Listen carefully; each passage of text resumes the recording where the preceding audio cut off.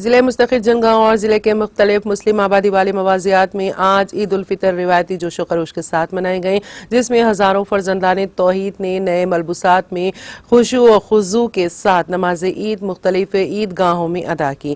ضلع مستقر جنگاؤں کے عیدگاہ پر ہزاروں فرزندان توحید نے امام و خطیب جامع مسجد مرکز مولانا محمد شاکر حسین قاسمی کی اقتداء میں نماز ادا کی۔ اس موقع پر صدر جامع مسجد کمیٹی الحاج محمد مسیح الرحمان ذاکر پٹیل، صدر جمعیت الشباب محمد عبدالرحمان شکیل نے بھی مخاطب کیا۔ قبل ازیں نماز اپنے ولولہ انگیز خطاب میں مولانا محمد شاکر حسین قاسمی نے مسلمانوں کو رمضان کے بعد بھی رمضان والے اعمال کو جاری رکھنے، نمازوں کا سختی کے ساتھ اہتمام کرنے، دیگر بندگان خدا کے ساتھ حسن سلوک سے پیش آنے اور تلاوت قرآن پاک کو اپنی زندگی کے روزمرہ کا معمول بنانے پر زور دیا۔